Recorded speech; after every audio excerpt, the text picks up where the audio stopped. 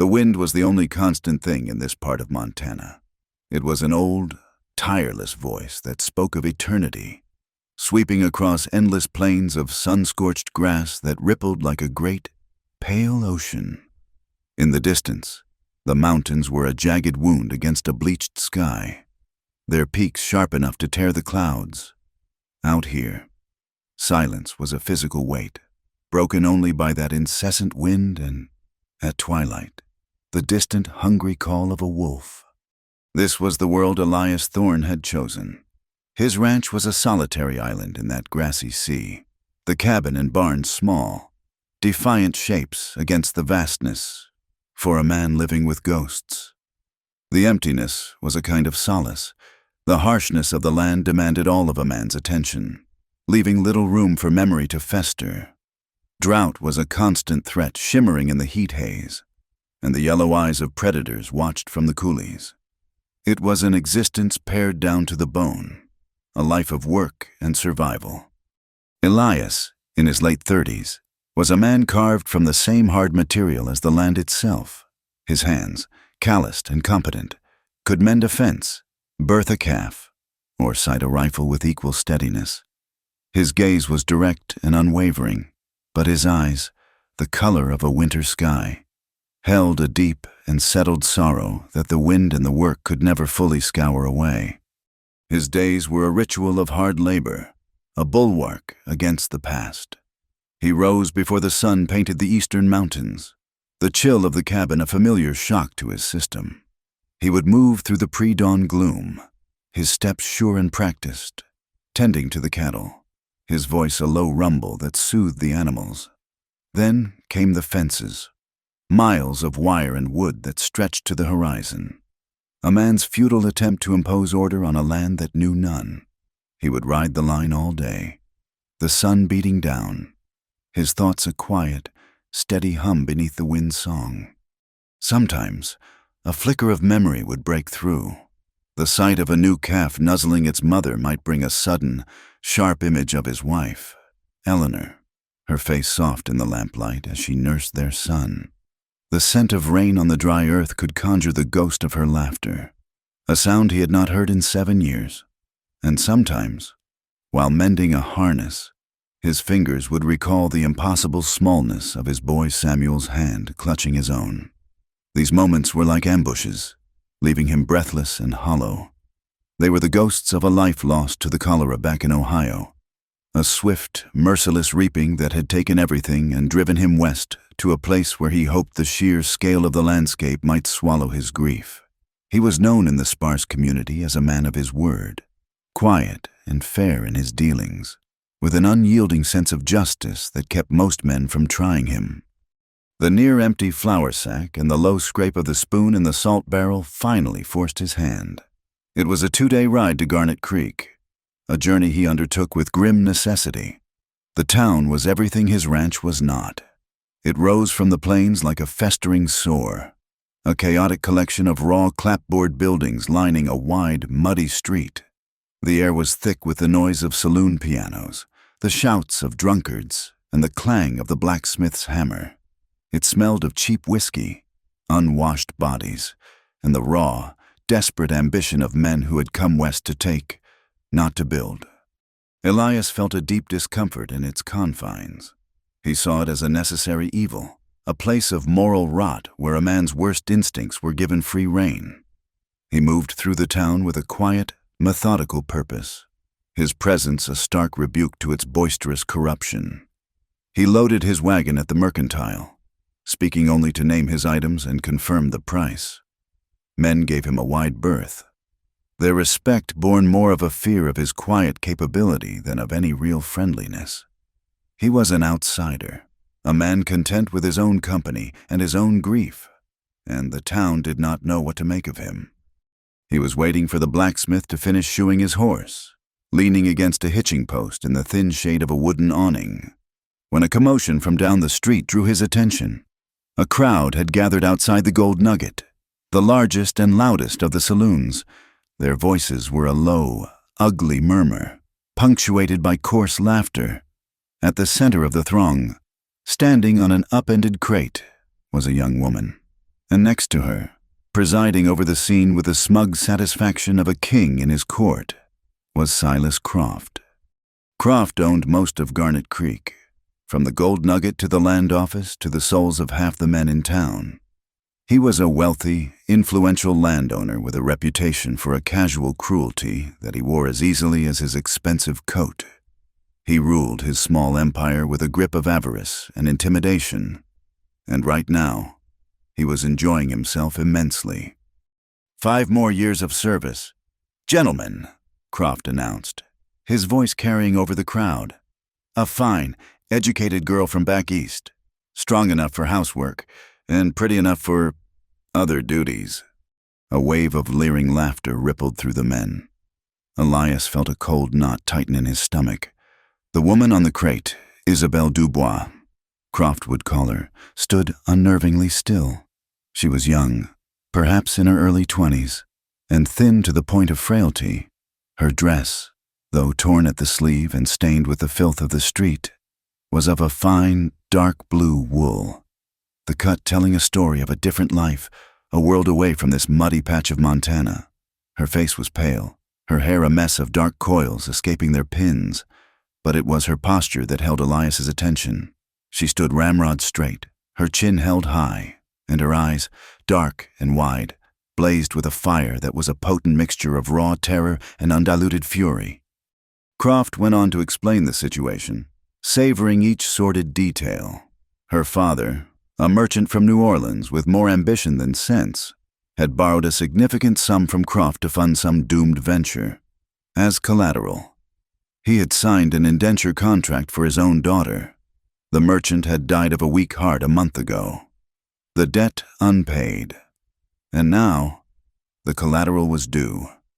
Croft was not just selling her contract, he was putting her on display, relishing the degradation, turning her misfortune into public sport.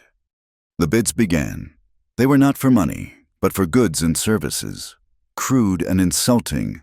A barrel of whiskey, a lame horse, a month's worth of trapping. Each offer was met with another round of jeering. Isabel flinched as if struck with each comment, a slight, almost imperceptible tremor running through her rigid frame. But she did not lower her gaze. She stared out over the heads of the men, her dignity a silent, defiant shield against the ugliness that surrounded her. Elias had intended to turn away, to finish his business and leave this sordid town to its vices. It was not his concern. He had learned long ago that the world was full of casual cruelty, and one man could not set it all right. But he could not move. He saw not just a woman in peril, but a stark, brutal reflection of his own helplessness all those years ago.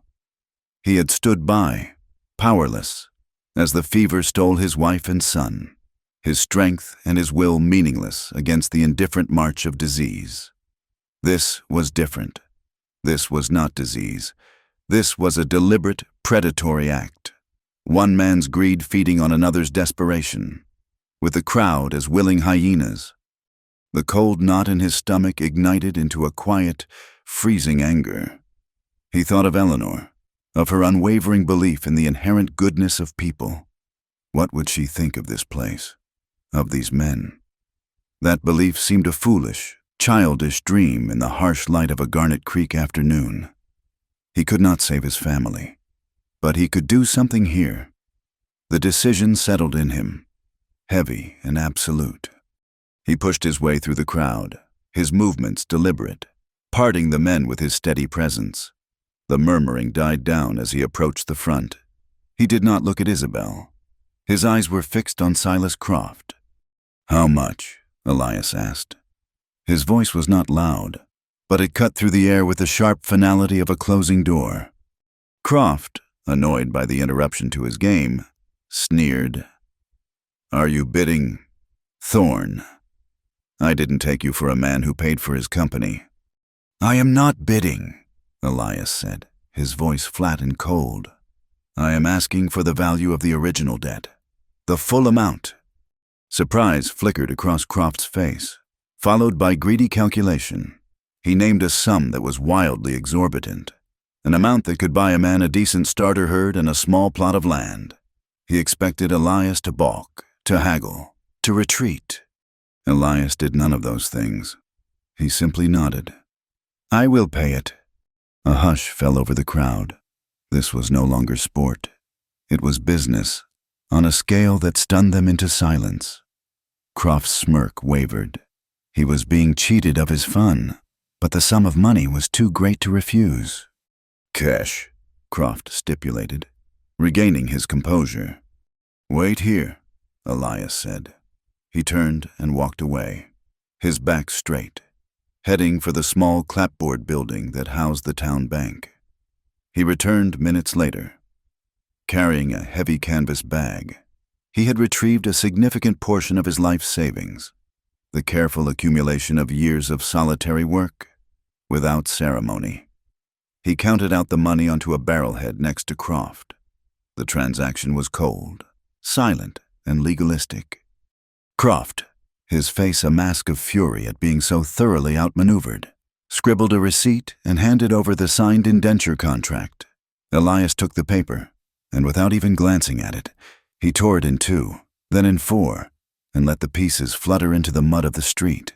He finally looked at the young woman on the crate. "You are free," he said. Then he turned to his wagon. "Come on, I will take you somewhere safe." Isabel's reaction was not the relief or gratitude he might have expected. She stared at him, her eyes wide with a deep, bottomless suspicion. She had been a daughter, then collateral, then property on an auction block. To her, this was not freedom. This was simply a change of ownership. She did not believe in saviors. Not anymore. Altruism was a lie told in a kinder world than this one. Numbly, resentfully. She stepped down from the crate and followed him, her silence as vast and empty as the plains they were about to cross. The 2-day ride back to the ranch was an exercise in strained silence. The vast, open country that Elias saw as a place of austere beauty and freedom, Isabel saw as a prison without walls, an endless expanse of desolation. The emptiness terrified her. Elias tried to speak to her a few times. Simple questions about her comfort. Clumsy attempts to explain himself, but she answered in monosyllables, or not at all. She sat rigidly on the wagon seat, her face a mask of stone, her gaze fixed on the horizon as if looking for an escape she knew did not exist. They arrived at his ranch as dusk was settling, painting the sky in bruised shades of purple and orange that mirrored the turmoil in her soul. The cabin, when he led her to it, was small and rustic, built of sturdy, hand-hewn logs. Inside, it was surprisingly clean and well-kept, a testament to his orderly nature. A stone fireplace dominated one wall, and a simple table with 2 chairs sat in the middle of the main room. "This will be your room," he said, gesturing to a small door. "It is not much, but it is private." He carried her small, worn satchel inside for her. It was clearly his own room, containing a simple bed, a washstand, and a chest for clothes. He turned back to the main room, already gathering blankets to make a bed for himself on the floor by the hearth. He offered her a dipper of fresh water and pointed to a plate of cold biscuits and jerky he had set on the table. He treated her with a distant, respectful courtesy that only served to deepen her suspicion. It was a performance. She thought, a strange, patient game. No man paid that kind of money for nothing. He was just waiting, the uncertainty of what he wanted, and when he would take it, was a worse torture than the open cruelty of the men in town. She retreated to the small room and barred the door.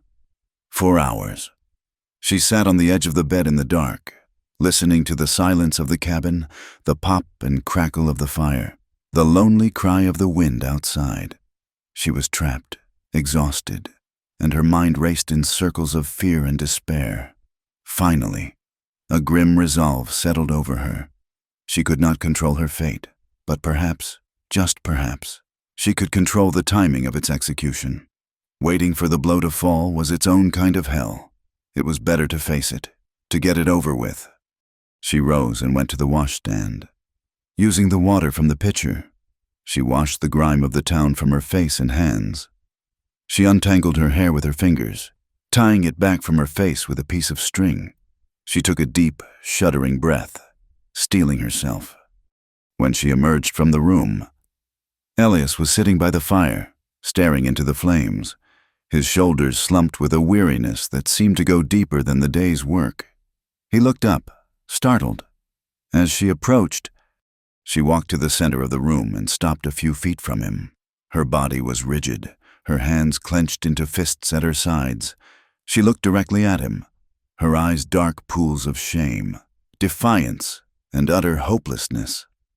She had been bought, a piece of merchandise paid for in full. She believed he was simply waiting for her to understand the terms of their transaction. In a low, trembling voice that she fought to keep steady, she issued her challenge. It was not an invitation, but a desperate, broken demand to face the inevitable on her own terms, to reclaim the last, bitter sliver of agency she possessed by initiating her own ruin. "You paid for me," she said, her voice barely a whisper. "Now do it." Elias stared at her, stunned into absolute silence. The words hung in the air between them, ugly and raw. He looked at her face, at the desperate defiance in her eyes, and for the first time he fully understood. He saw the world from her perspective, a place of betrayal and commodification, where men were either brutes or buyers. He understood the depth of her trauma, the complete and utter annihilation of her trust in humanity. He understood what she thought of him. A profound and overwhelming sadness washed over him, a sorrow for her, for what the world had done to her. He did not move towards her. He did not even shift his weight. Slowly, deliberately, he shook his head. His voice, when he finally found it, was gentle, but underscored with a firmness that vibrated through the quiet cabin. "That is not what I paid for," he said. "I paid to stop what they were doing. That is all. The room is yours. You are safe here. No one will harm you." He then turned away from her, a deliberate gesture of non-aggression, giving her the space she so desperately needed. He picked up the iron poker and began to stoke the embers of the fire, his back to her. Isabel was left standing alone in the middle of the room. His words, his gentleness, his unexpected refusal, shattered the desperate armor she had built around herself.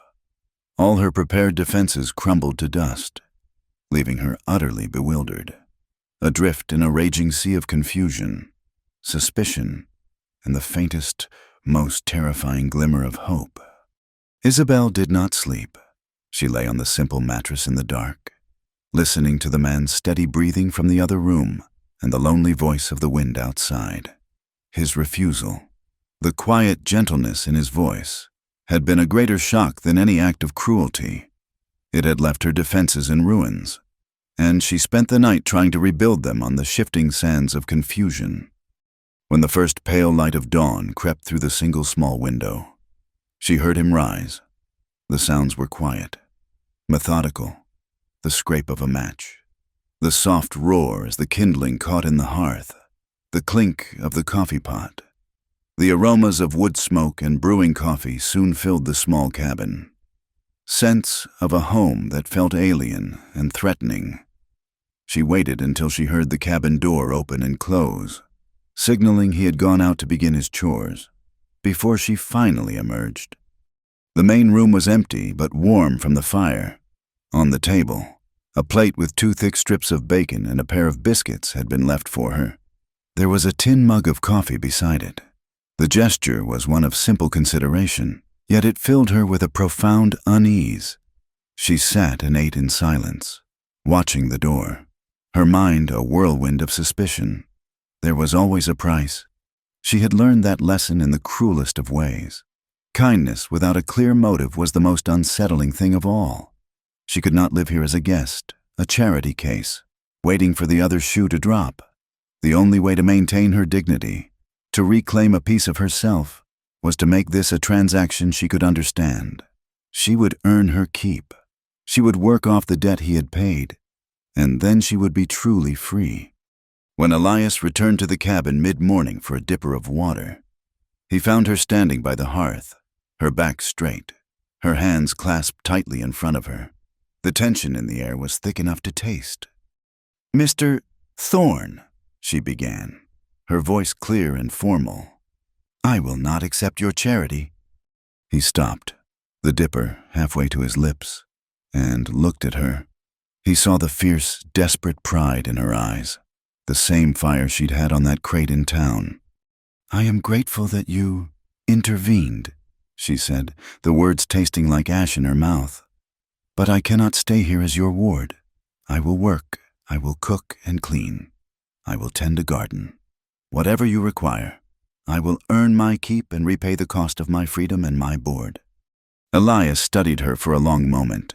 He saw that arguing would be a deeper insult than simply agreeing. To deny her this was to deny her the one thing she had left, her pride. He gave a slow, reluctant nod. "As you wish, Miss Dubois. There is a vegetable patch behind the cabin that needs tending, and the chickens need seeing to.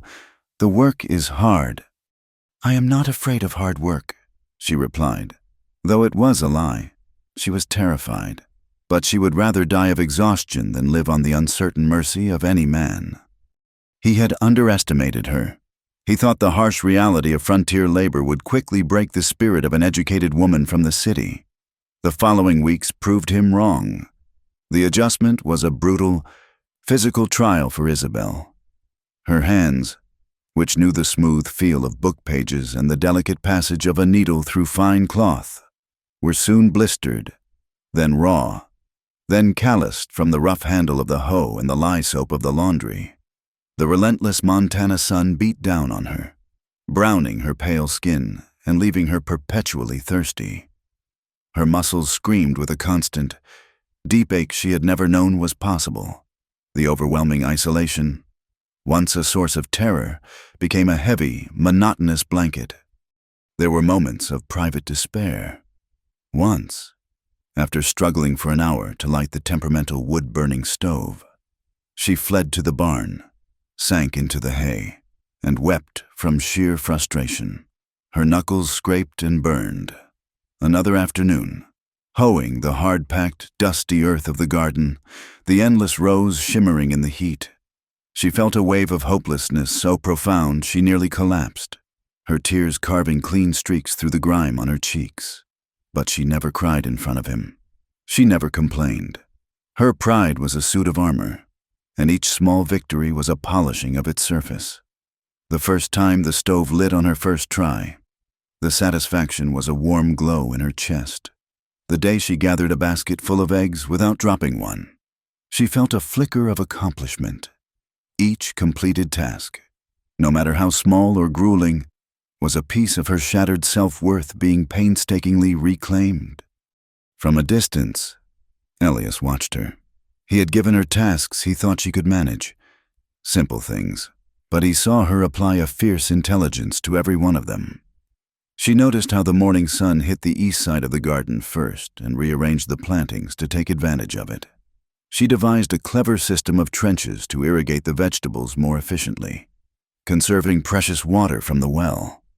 He came in from the fields one evening to find a tear in his best canvas shirt mended with a pattern of stitches so fine and strong it was nearly invisible.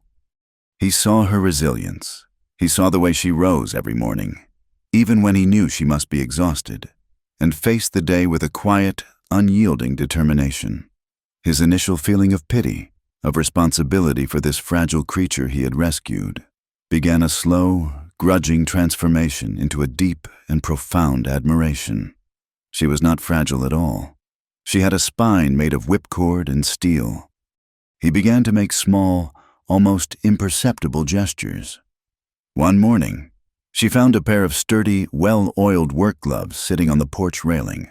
They were too large for her, but they saved her hands from the worst of the blisters. A few days later, she went to the well to find he had rigged a simple pulley system to the crossbeam, making the task of drawing the heavy wooden buckets a fraction easier. His actions were always practical, never sentimental, but she understood them for what they were, acknowledgments, a quiet, unspoken respect.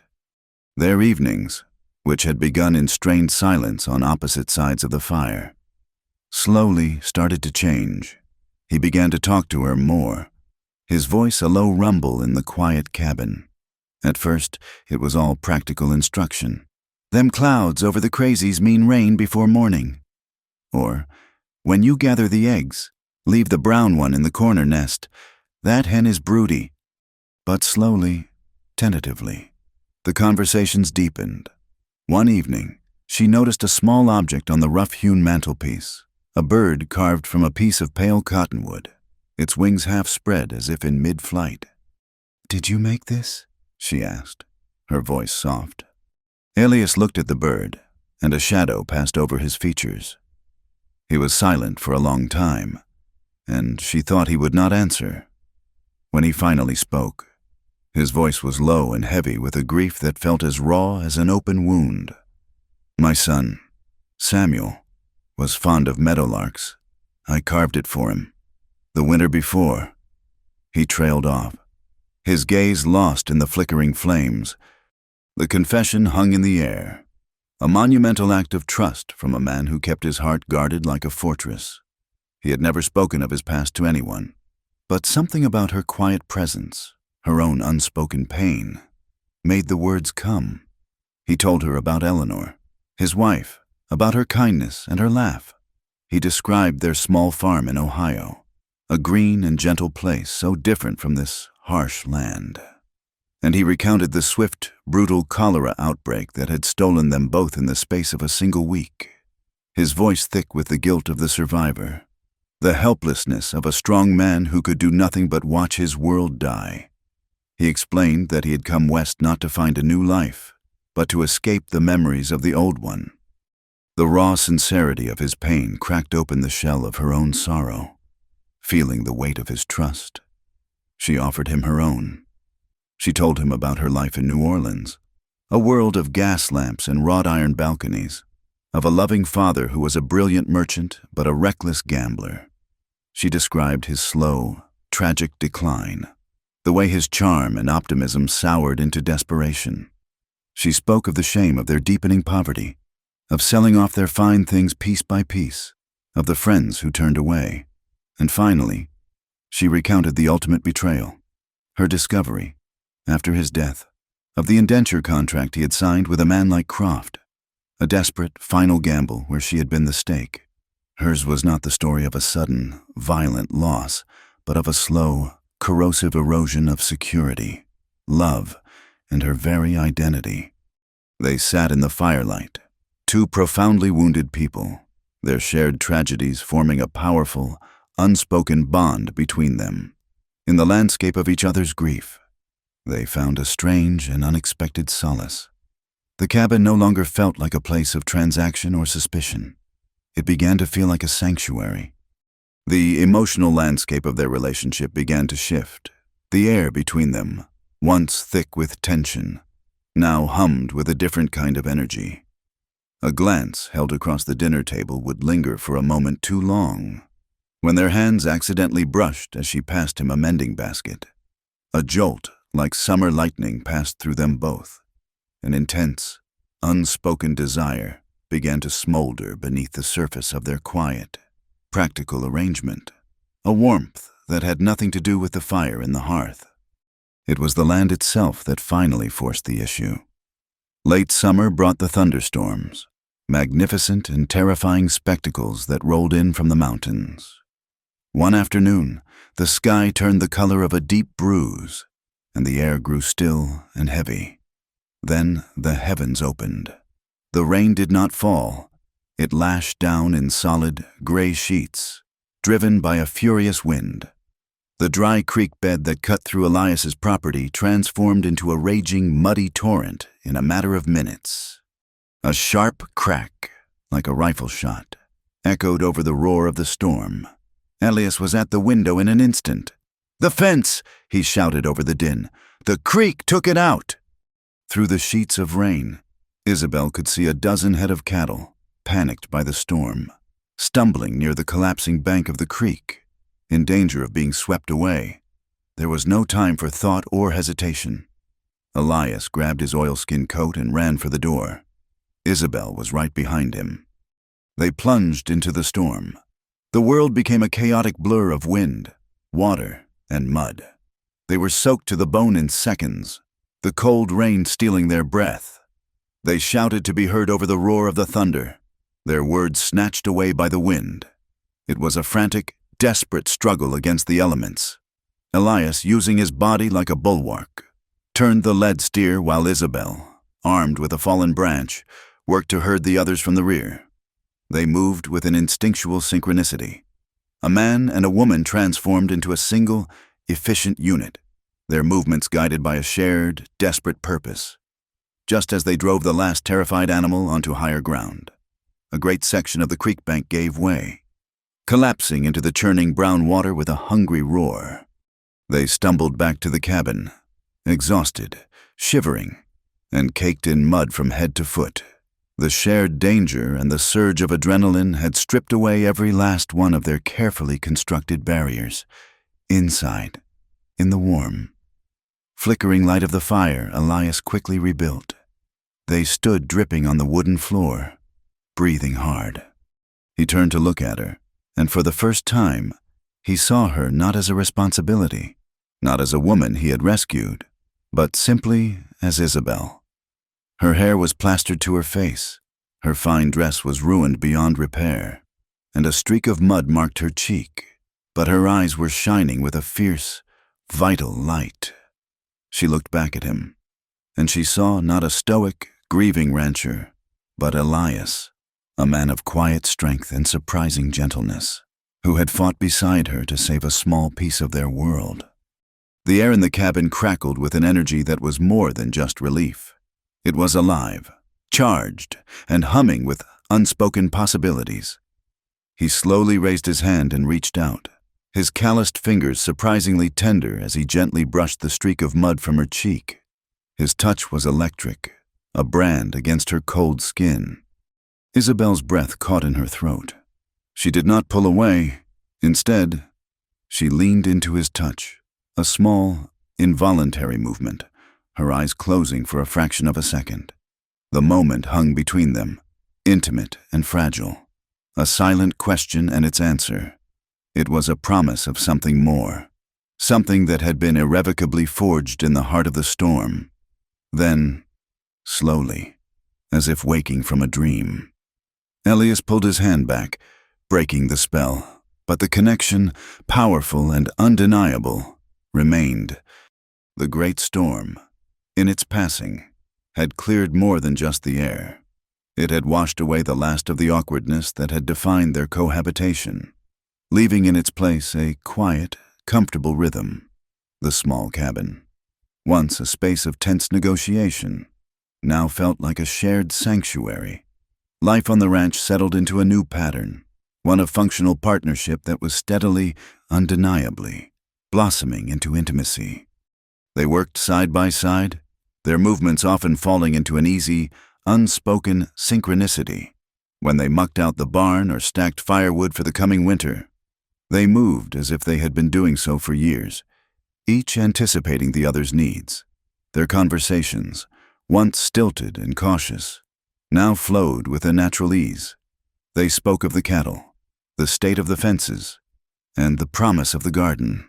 And sometimes, over a shared meal in the evening, Isabel would tell a story of New Orleans that would make Elias smile, a rare and genuine expression that softened the harsh lines of his face. One afternoon, while she was helping him mend a saddle strap, he told a dry, funny story about a stubborn mule from his farm in Ohio. Isabel's laugh, clear and bright, filled the small, quiet cabin.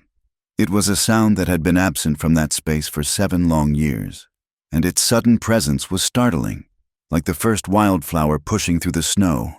It surprised them both into a moment of shared, unguarded warmth. Elias began to teach her the ways of his world, the small details of survival that were as natural to him as breathing.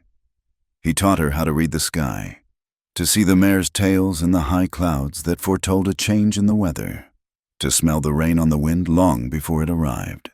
He took her out on the plains and showed her how to track a stray calf, pointing out the subtle signs in the bent grass and the disturbed earth. And he taught her how to handle a rifle. For her own protection, he said, his voice practical and grave.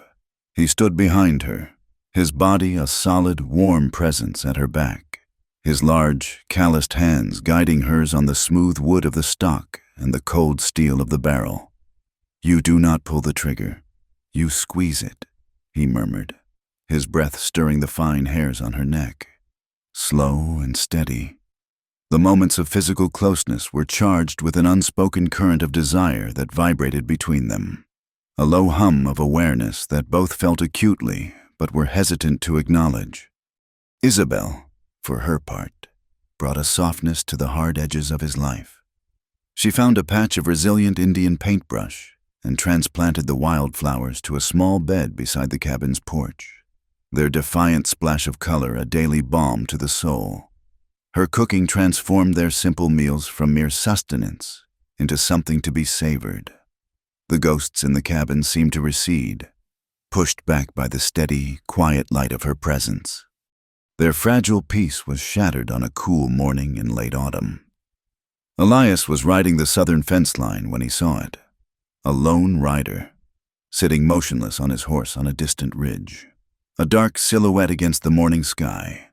The rider was too far away to be identified, but he was not a neighbor, and he was not passing through. He was watching. Elias felt a cold prickle on the back of his neck. He stayed in the open, deliberately making his presence known, until the rider finally turned his horse and disappeared over the ridge. 2 weeks later, he found one of his prize bulls dead near a remote watering hole. It had not been a wolf or a mountain lion. A single, clean rifle shot to the heart had brought the massive animal down. There was no proof, nothing to take to a lawman. But Elias knew with a cold, hard certainty who was responsible. The incident cast a dark shadow over their lives. Silas Croft had not forgotten, and he had not forgiven. The isolation of the ranch, once a comfort, now felt vulnerable. They were surrounded by a constant, unseen threat that lurked just over the horizon. Croft's campaign of vengeance escalated from there. When dwindling supplies forced Elias to make the trip into Garnet Creek, the change in the town was immediate and hostile. Men who had once given him a respectful nod now turned their backs. At the mercantile, the clerk who had served him for years suddenly became deaf to his requests, serving others who had come in after him.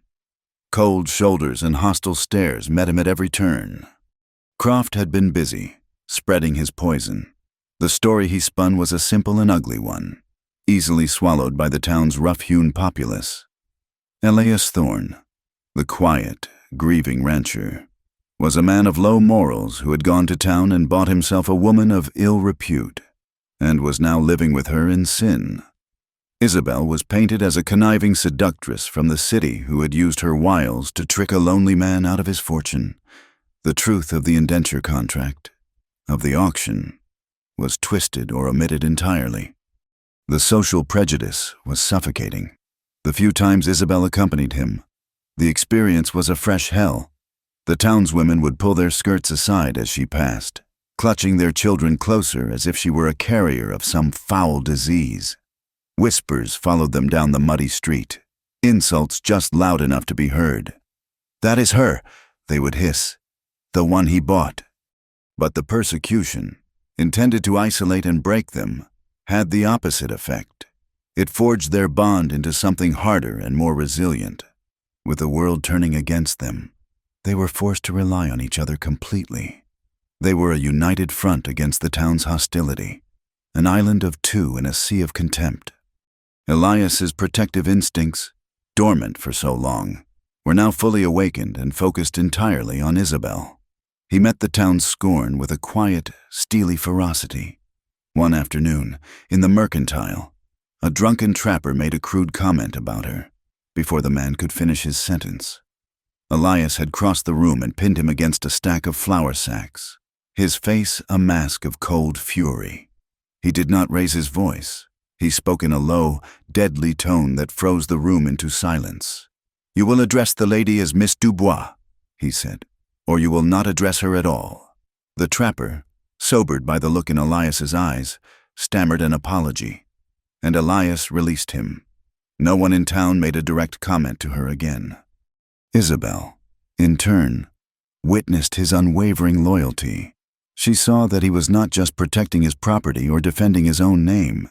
He was protecting her admiration, born of his kindness and strengthened by his vulnerability, deepened into a fierce, protective love. She was no longer the recipient of his charity. She was his partner.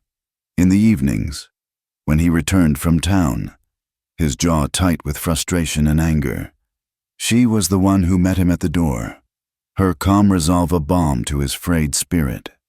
They were in this together, and the shared struggle only drew them closer. The pressure mounted. Croft, enraged that his campaign of whispers had only seemed to solidify their partnership, moved to a more direct attack. He used his influence and a series of vaguely legal claims to dam the small creek that ran through the northern edge of Elias's property. It was the ranch's most reliable water source as winter approached. The damming of the creek was a direct assault on their livelihood, an act of war in the arid West. The effect was immediate and devastating. The creek slowed to a muddy trickle. Elias was forced to drive his herd miles to the south each day to a spring on public land. A grueling, exhausting task that left both him and the animals weakened. The days grew shorter and colder, and the work was endless.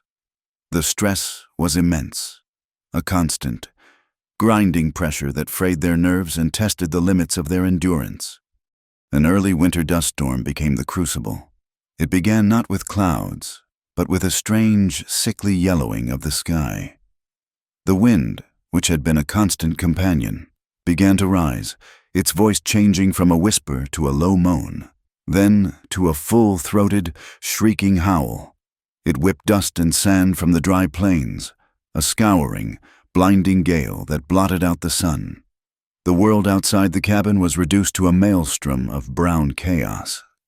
They secured the livestock in the barn and barricaded themselves inside the small cabin. For 3 days, they were trapped. The world outside obliterated. The wind howled like a banshee, throwing handfuls of sand against the cabin walls with the force of buckshot. The constant, deafening roar was a physical assault, making conversation impossible and thought difficult. The darkness created an intense, claustrophobic intimacy. There were no chores to do, no work to escape into, no distractions from the storm raging outside and the one building within. There was only each other. On the second night of the storm, the emotional dam that had stood between them finally broke. They sat huddled by the weak, flickering light of a single lantern, the wind shrieking through the chinks in the logs.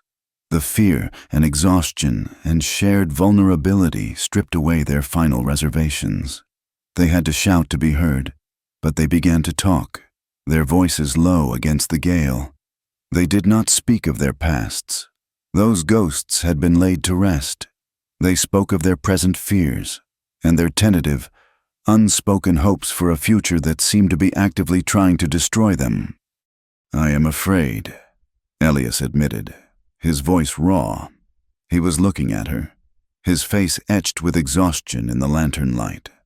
"I am afraid of failing you, of not being able to protect you from all this." He looked down at his hands, the hands that had built this life and had failed to save another. "I failed them. Eleanor and Samuel. I could not stop what happened. I do not think I can bear to fail again." His confession of fear, from this man who was a pillar of strength, undid her. Tears she had not realized she was holding back began to stream down her face. "My fear is different," she confessed, her voice thick with emotion. "I am not afraid of Croft, not anymore. I am afraid of this." She gestured between the two of them, to the small, warm space in the heart of the storm. "You have made me hope again, Elias, and I am so terrified of losing it." In the flickering light, with the world being torn apart outside, the desire that had been simmering between them for months finally boiled over. It was no longer just desire, but an overwhelming need. It was a need for comfort in the face of fear, a need for affirmation against the world's condemnation, a need for a profound human connection in a hostile and empty land. Elias reached for her, and this time there was no hesitation, no pulling back. He pulled her into his arms, and she went willingly, her own arms wrapping around him, her hands clutching the coarse fabric of his shirt as if he were the only solid thing in a world turned to chaos. Their first kiss was not gentle or tentative. It was desperate, hungry, and deeply passionate, a raw and honest release of all the pent-up fear, anger, and longing they had carried for so long. It was the taste of dust and tears and hope. He lifted her into his arms and carried her the few steps to the small bedroom, to the bed that had once been his and had been hers for months. He laid her down gently, and in the dim, storm-tossed light, their lovemaking was a raw, emotional tempest that mirrored the one raging outside. It was not the fulfillment of a brutal transaction demanded in shame, but the willing, passionate consummation of a partnership forged in adversity and sealed with respect. It was an act of defiance, against Croft, against the town, against the ghosts of their pasts and the uncertainty of their future. In the heart of the storm, surrounded by darkness and chaos, they found a profound and desperate light in each other. They were no longer a rancher and the woman he had rescued. They were lovers, their bond sealed by a shared vulnerability and a fierce, burgeoning love strong enough to withstand any gale. The dust storm passed, leaving the world scoured clean and the air crisp with the coming of winter. Inside the small log cabin, a more profound change had settled. The space, which had for so long been a container for tension and unspoken words, was now a home. It was filled with a new and deeper intimacy, a warmth that radiated from the hearth of a love now openly expressed. They moved with an easy familiarity that belied the short time they had known each other. The hard, lonely edges of Elias's existence were softened by Isabel's presence, and the fear that had been her constant companion was banished by the security of his love. Their days were still defined by the relentless hard work the ranch demanded, but now the labor was punctuated by stolen kisses behind the barn, shared smiles across the dinner table, and the quiet, constant comfort of a partner who understood without the need for words. Isabel, having shed the last ragged remnants of her suspicion, blossomed. The haunted, wary look in her eyes was replaced by a soft, steady light. One morning, a few weeks after the storm, she was struck by a bout of dizziness while kneading dough. Elias, seeing her sway, was at her side in an instant, his hand steadying her arm. It was the second time that week. A sudden, wild, and impossible thought took root in her mind. A few weeks later, the thought became a certainty. She told him that evening, as they sat by the fire. Her voice was a whisper, filled with a mixture of awe and terror. Elias went utterly still, his eyes fixed on her face. Then, a slow, wondrous smile spread across his lips, the first truly unguarded expression of joy she had ever seen from him. He knelt before her and gently placed his large, calloused hand on her belly. The moment was one of sacred, reverent joy, but beneath it ran a sharp, cold spike of fear. A child, a future, a new life, a tangible symbol of their love, and a new, terrible vulnerability in their undeclared war with Silas Croft. They made a pact to keep the pregnancy a secret for as long as they possibly could. Their happiness was a fragile, precious thing, a tiny flame cupped in their hands against a hostile wind. It was a happiness lived out in the deep isolation of their ranch, a small island of hope in a sea of malice. They began to make plans, their voices low and hushed in the late hours of the night. Long after the fire had burned down to embers, they talked about the child, arguing playfully over names. They talked about adding a room to the cabin, about the kind of world they wanted to build for this new life.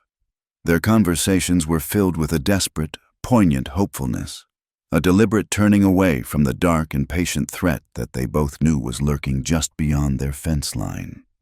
But Silas Croft was not a man to be ignored. His spies in Garnet Creek, men who drank his whiskey and owed him money, reported back to him.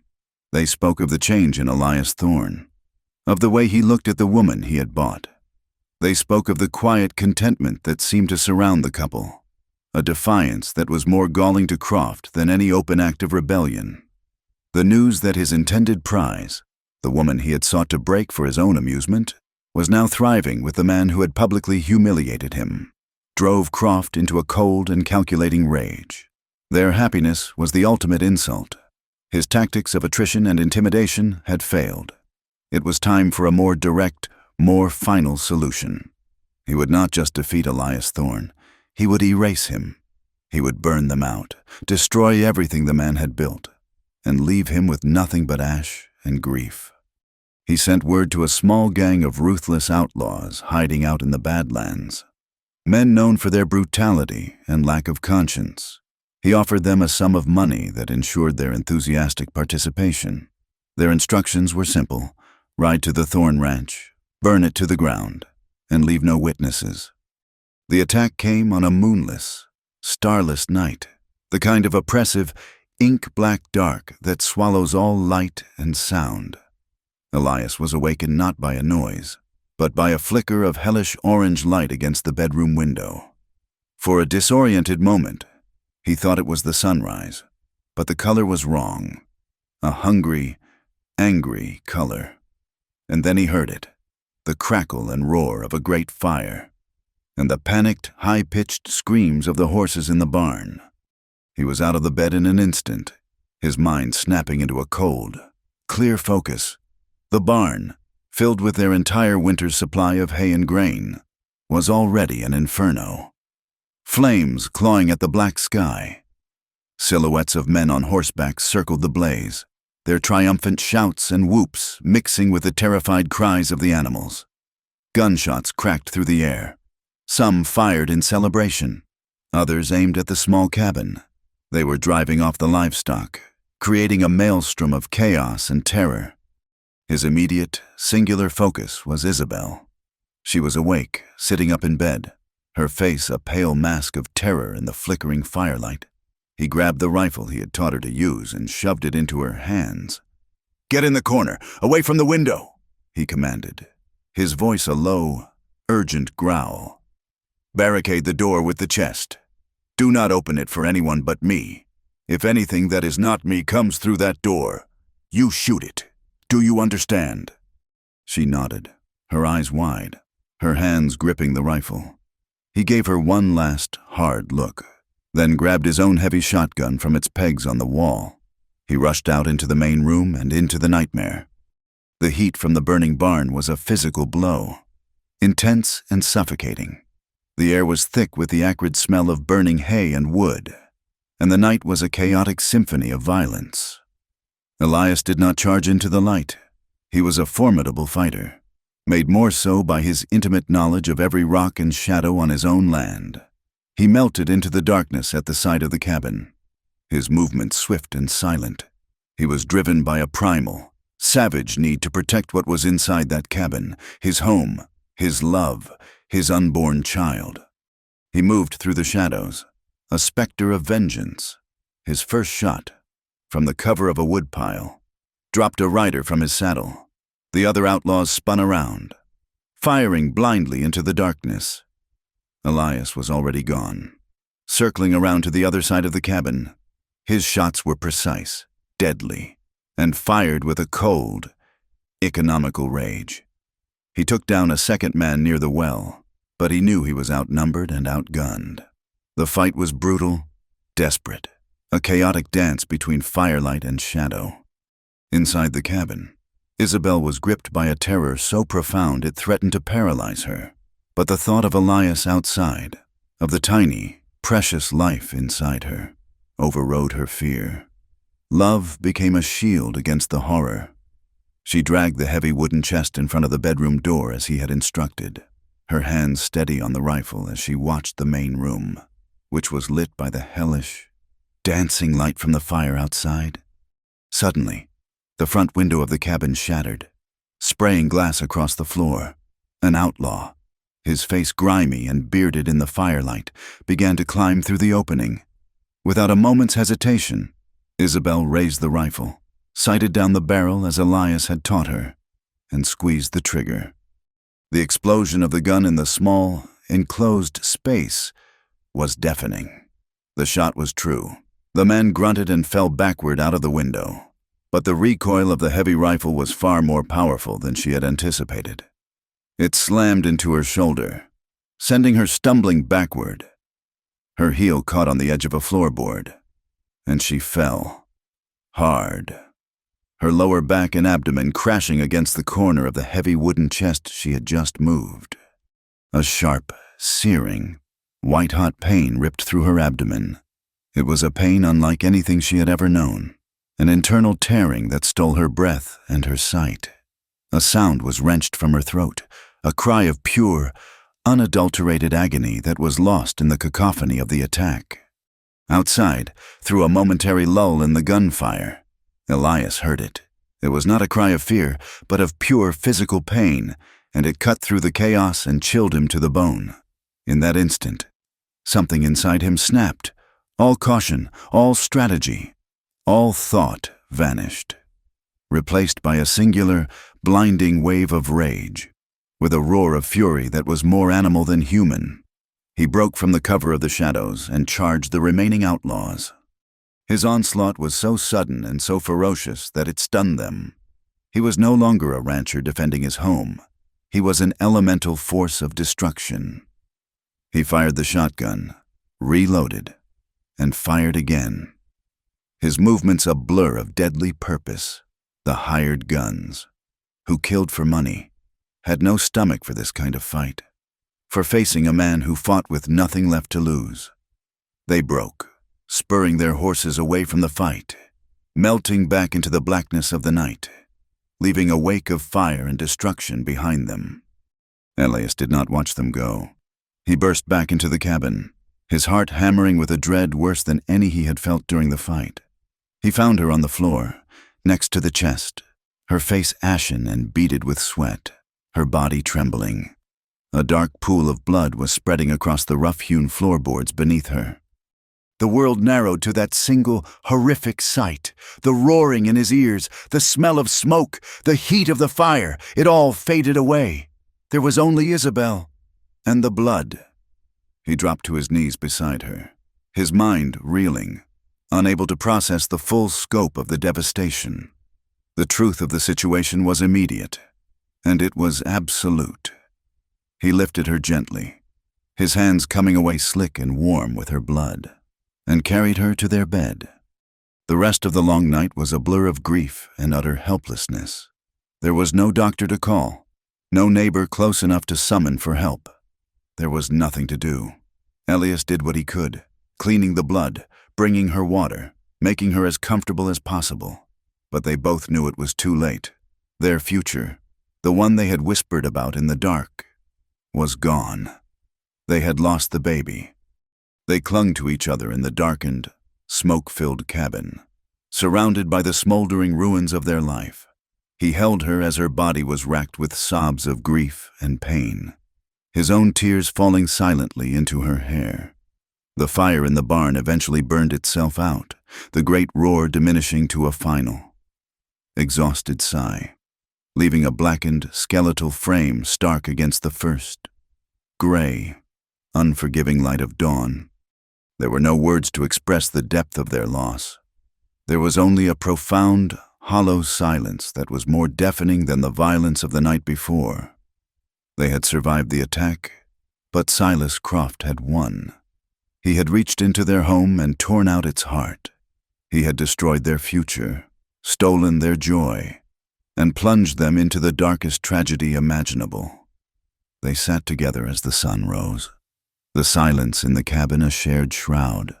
Their shared dream had been turned to ash, and their love was now tested by a grief so profound it threatened to shatter them completely. The days that followed were a hollow, silent ordeal. The bullet grazed on Elias's arm, and the bruises on his body began to fade, but the wounds on the inside only festered. A gaping chasm of grief had opened between him and Isabel. an abyss of unspoken pain that the close confines of the cabin seemed to amplify. The love that had been their sanctuary now felt like a shared prison of sorrow. Grief took them down different, lonely paths. Isabel retreated into a profound and unnerving silence. The light in her eyes had been extinguished, leaving them empty and dark. Her body had survived, but her spirit was broken by the loss of their child. She moved through the motions of life like a ghost, preparing meals they barely ate, cleaning a home that no longer felt like one, her movements mechanical and lifeless. She was a porcelain doll that had been shattered and poorly glued back together. Elias was consumed by a different torment. A cold, simmering rage was banked deep within him, a fire fed by a crushing, relentless guilt. He had failed. He had failed to protect his home, his love, his child. The smoldering skeletal ruins of his barn were not just a loss of property. They were a monument to his failure, a stark, black testament to his inability to keep them safe. He would stand and stare at the wreckage for hours, his fists clenched, the anger and self-loathing a physical sickness in his gut. The silence from Isabel was the worst torture of all. It was not an absence of sound, but a presence, heavy and thick with unspoken pain and, he imagined, unspoken blame. The breaking point came nearly a week after the attack, on an afternoon gray and cold with the threat of the first snow. The silence had become an unbearable weight, a pressure that was crushing the very air from his lungs. He could not stand it another moment.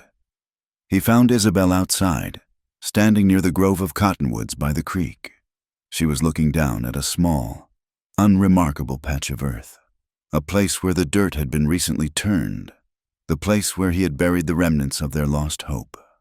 She was weeping, not the racking sobs he had held her through on the night of the attack, but a silent, continuous stream of tears that coursed down her pale cheeks, a quiet river of unending sorrow. It was the first time he had seen her cry since that night. He walked toward her, his boots crunching on the frosted grass. He had no words of comfort to offer. Platitudes were a useless insult to a grief this vast. He came to her side and simply stood there, a fellow inhabitant of their shared desolation. He put his arms around her from behind, pulling her back against his chest. For a moment, she remained rigid, a statue of grief. Then, with a shuddering gasp, she collapsed against him, her body finally surrendering to the weight of her sorrow. Her sobs were raw and ragged, the sound of a heart breaking all over again. He held her tightly, absorbing the tremors of her pain, his own grief a solid, aching knot in his chest. In that moment of shared, open grief, something shifted. The chasm between them closed. Her sorrow flowed into him, and it gave his formless, simmering rage a sharp and deadly focus. They were not two broken individuals suffering alone. They were a single entity, wounded but not destroyed. Her grief became his strength, and his anger became her resolve.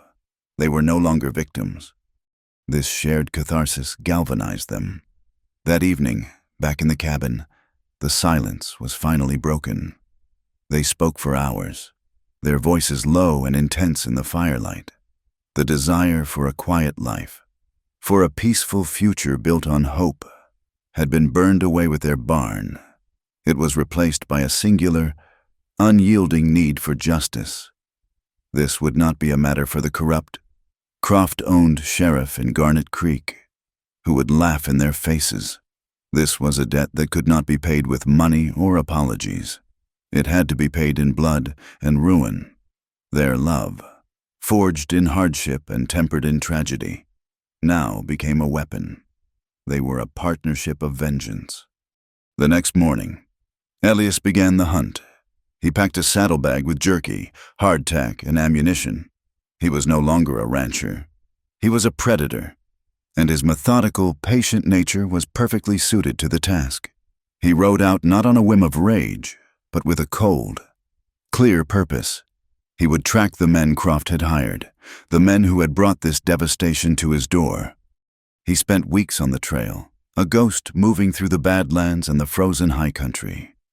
He lived off the land, his senses honed to a razor's edge, his purpose an absolute, unwavering point on his internal compass. He found them, one by one. The first was in a dingy saloon in a fly-speck mining camp, bragging about the easy money he had made. The confrontation was over in seconds.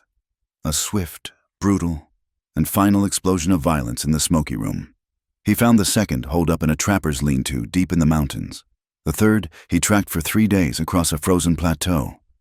He was not a lawman executing a warrant. He was a grieving father and husband delivering a sentence. From each man, before the end, he learned more about the others and more about Croft's direct involvement. From the last of the 3 who had fled, a man he cornered in a cave, bleeding and terrified. He forced a written confession, a shaky scrawl detailing Croft's orders and payment.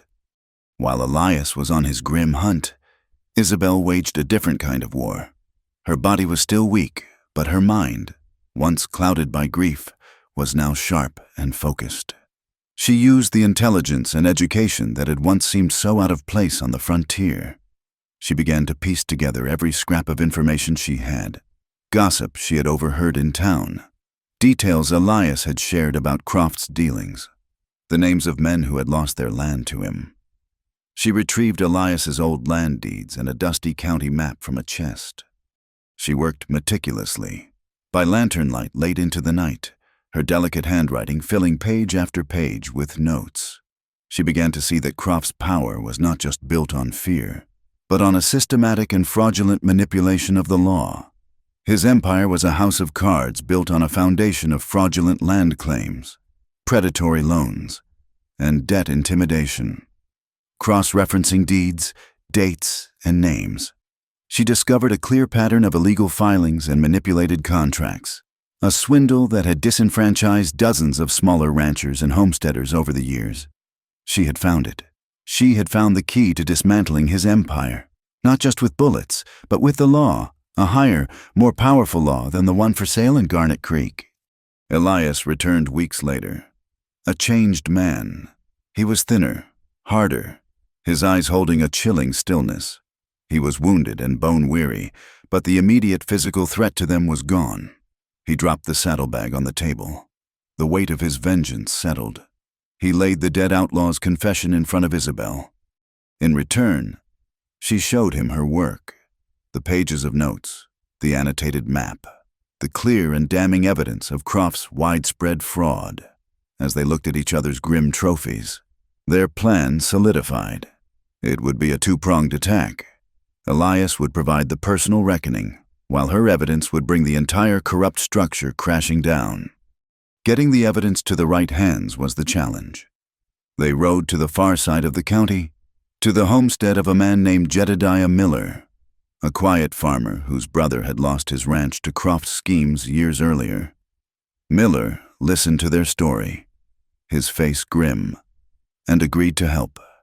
He would make the 100-mile ride to the territorial capital in Helena and deliver Isabel's carefully prepared packet of evidence directly to the office of the U.S. Marshal.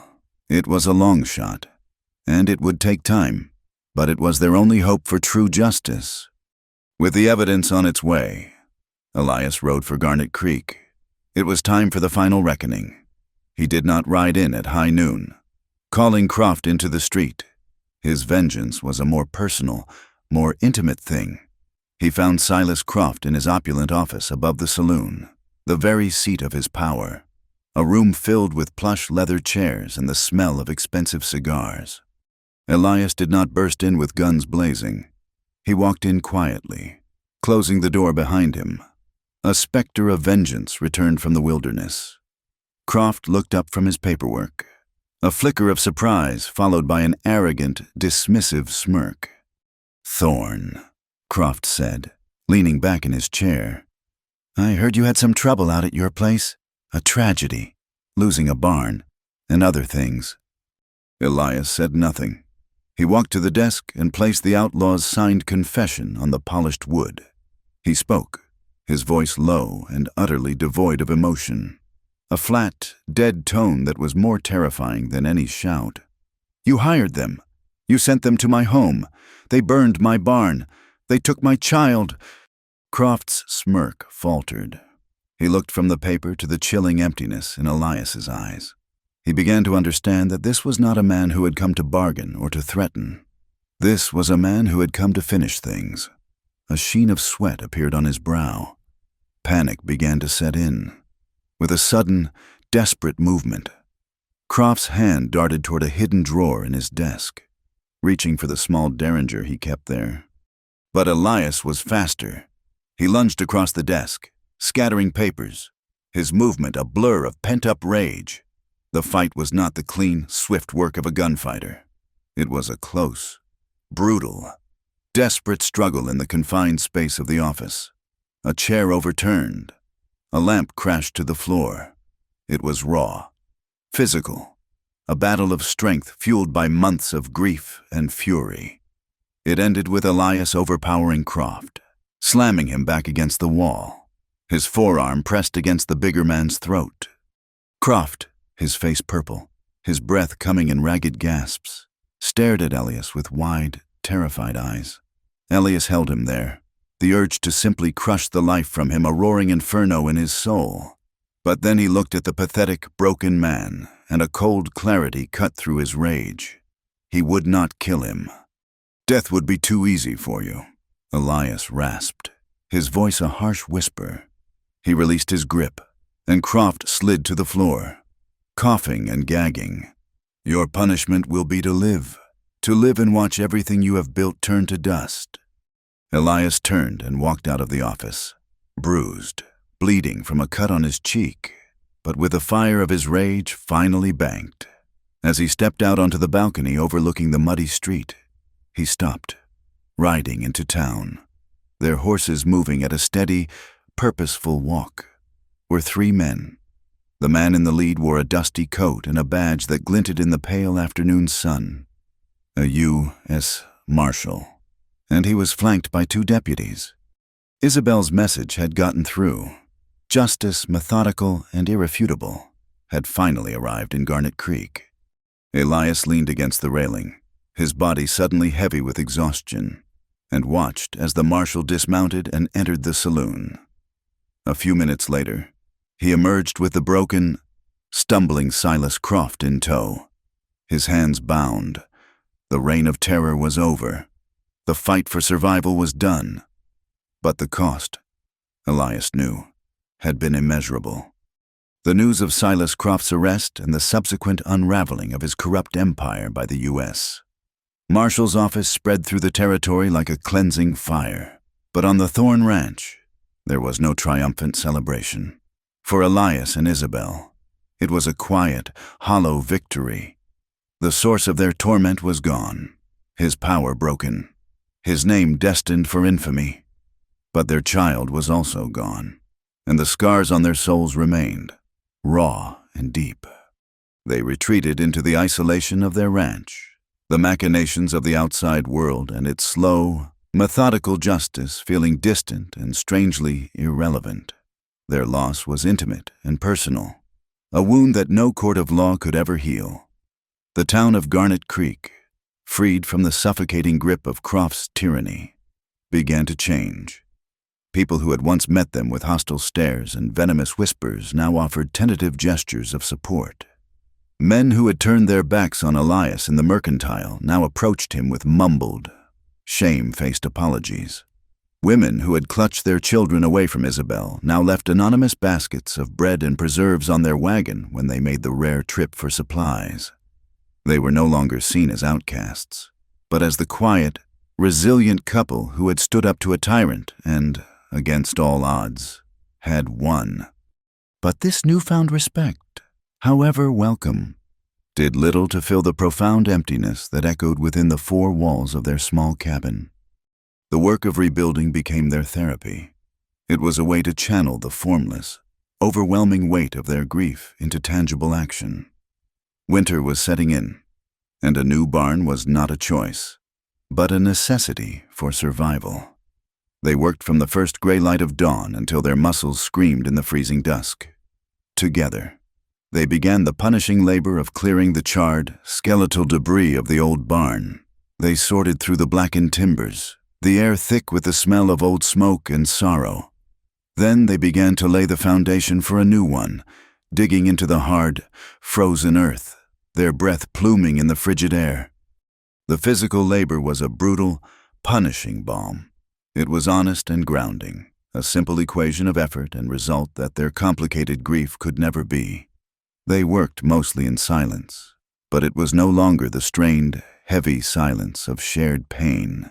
It was the comfortable, knowing silence of two people who had been through the crucible of hell together and needed no words to understand the landscape of each other's hearts.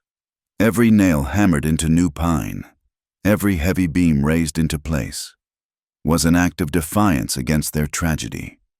It was a deliberate choice to build a future out of the ashes of their past, a testament to their refusal to be defined by what they had lost. Slowly, like the first green shoots of spring pushing through the frozen ground, glimmers of their former intimacy began to return. It started with the smallest of gestures. One afternoon, as Elias was struggling to lift a heavy crossbeam, Isabel came to him with a dipper of water. As he drank, her hand rested on his forearm, a simple touch that lingered for a moment, conveying a world of support and shared strength. Another day, while clearing debris, he found a single, stubborn wildflower, a purple prairie crocus, that had somehow pushed its way through the scorched earth near the foundation. He picked it and, without a word, placed it in a jar of water on their dinner table. It was a small, fragile beacon of life in the midst of their desolation.